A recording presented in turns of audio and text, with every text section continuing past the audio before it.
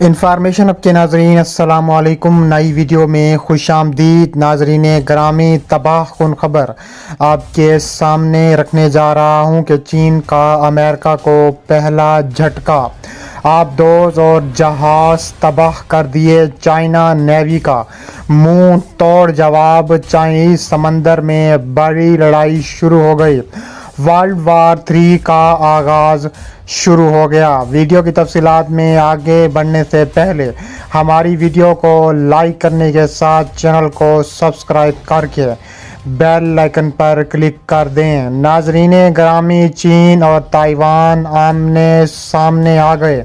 امریکہ کو تاریخ کا بدترین جھٹکا، امریکہ اس جنگ میں کود پڑا ہے۔ آبدوز اور جہاز چین سے تباہ کروا بیٹھا ہے۔ دونوں سپر پاورز آپس میں ٹکرا گئیں، دنیا بھر کی اکانومی کریش ہو گئی۔ چائنیز نیوی کا منہ توڑ حملہ، چائنیز سمندر میں بڑی لڑائی شروع ہو گئی۔ جو بائیڈن اور شی جن پنگ آمنے سامنے آ گئے۔ تفصیلات کے مطابق دیکھا جائے تو بہت بڑی خبر نکل کر آ رہی ہے کہ چین اور تائیوان آمنے سامنے کھڑے ہیں۔ انہوں نے کہا ہے کہ اب وقت آ گیا ہے کہ تائیوان کو اپنا حصہ بنایا جائے، لیکن دوسری جانب تائیوان کسی بھی صورت چین کے آگے سر جھکانے سے انکاری ہے۔ تائیوان کا کہنا ہے کہ ہم ہر صورت منہ توڑ جواب دیں گے، چاہے اس کے لیے ہمیں کسی بھی حد تک جانا پڑے۔ تائیوان کا مزید کہنا تھا کہ نینسی پیلوسی کا دورہ چین کا اس سے کوئی تعلق نہیں ہے۔ تائیوان ایک خود مختار ریاست ہے اور جو چاہے ہمارے ملک میں آ سکتا ہے۔ خبر ایجنسی کے مطابق چین اور تائیوان ایک ایسے موقع پر آمنے سامنے ہیں جب یوکرین اور روس کی جنگ بڑی حد تک پھیل چکی ہے اور مسلسل 8 سے 9 مہینوں تک یہ جنگ جاری ہے۔ دوسری جانب چینی پیپلز لبریشن آرمی نے اپنے خطرناک ترین نیوی کے جہاز بحر الکاہل میں اتار دیے ہیں اور چائنیز نیوی نے امریکہ کو منہ توڑ جواب دیا ہے۔ امریکہ کی آبدوزیں اور جہاز تباہ کر دیے ہیں۔ پہلی بار میزائل لانچ کرنے کی ایک ویڈیو بھی جاری کر دی گئی ہے۔ چین کے سرکاری میڈیا گلوبل ٹائمز نے رپورٹ کیا ہے کہ چینی فوج کی صلاحیتیں 81 سیکنڈ میں سامنے آئیں، جب خصوصی نشریات کے جواب میں چینی ماہرین نے کہا ہے کہ ویڈیو میں تقریباً ناممکن سے روکے جانے والے ایئر کرافٹ کیریئر قاتل ہتھیار کی موافقت کو دکھایا گیا ہے۔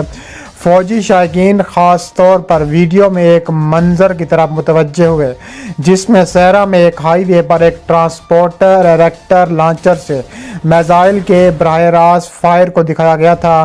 انہوں نے دعویٰ کیا کہ یہ missile DF-17 hyper sonic missile سے مشابہت رکھتا ہے جو 1 اکتوبر 2019 کو بیجنگ میں قومی دن کی پریڈ کے وقت چین نے سب کے سامنے اور پوری دنیا کے سامنے پیش کیا تھا۔ اس کے علاوہ ایک بہت بڑا پیغام دیا گیا ہے کہ ہمیں ایک مضبوط فوج کے سفر پر جنگ کی تیاری اور چارج کی بنیادی ذمہ داری کو ذہن میں رکھنا چاہیے۔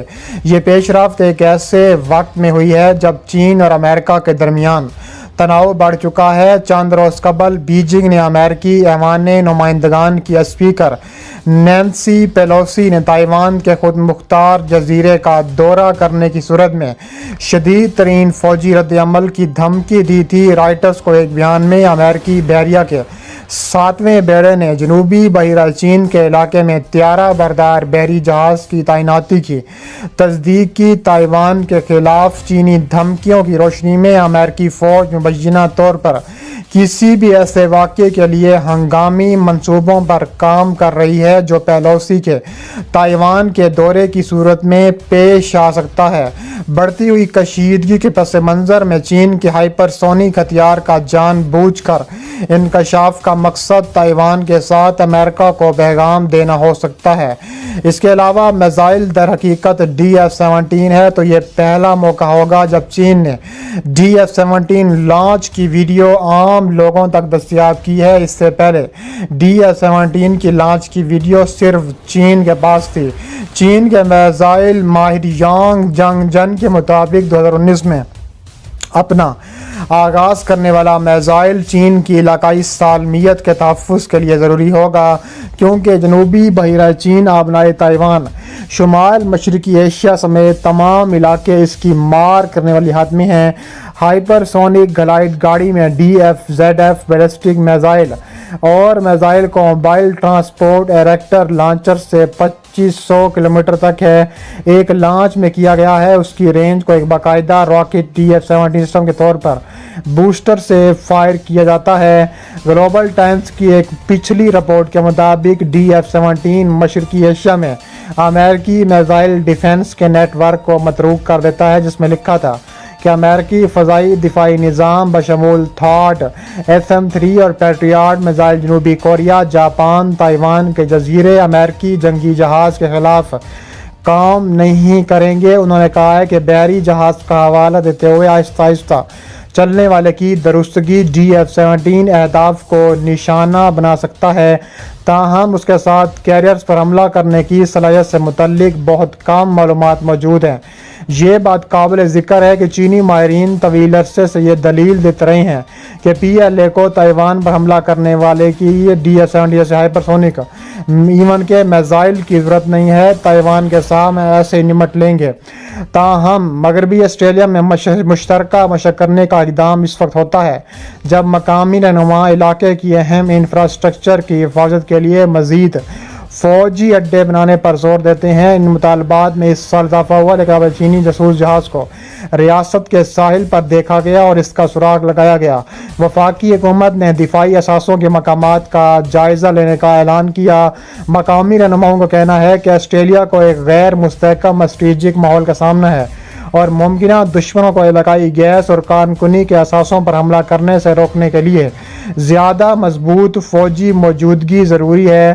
تازہ ترین مشقوں میں آسٹریلوی فوجیوں نے عناصر رسد کی دشواری سے لڑتے ہوئے اس سال امریکہ کی طرف سے کھیلے گئے ایک خام خیالی کے بارے میں بہت بڑی خبر دی تھی۔ دوسری جانب امریکہ اور تائیوان ایک بار پھر ایک ساتھ کھڑے ہو کر چین پر حملہ کرنے کے لیے ہم وقت تیار بیٹھے ہیں۔ چین کے پیپلز لبریشن آرمی نے کہا ہے کہ اس نے عالمی وقت کے مطابق صبح 5 بجے آبنائے تائیوان میں طویل فاصلے تک مار کرنے والے اسلحہ کے ذریعے اہداف کو ٹھیک نشانہ بنایا۔ اس نے کہا ہے کہ ان طے شدہ مشقوں کے ذریعے متوقع نتائج حاصل ہوئے ہیں۔ ایوان نمائندگان نینسی پیلوسی نے دورہ تائیوان کے دوران کہا تھا کہ امریکہ تائیوان کو کبھی بھی اکیلا نہیں چھوڑے گا اور چین کو منہ توڑ جواب دیں گے۔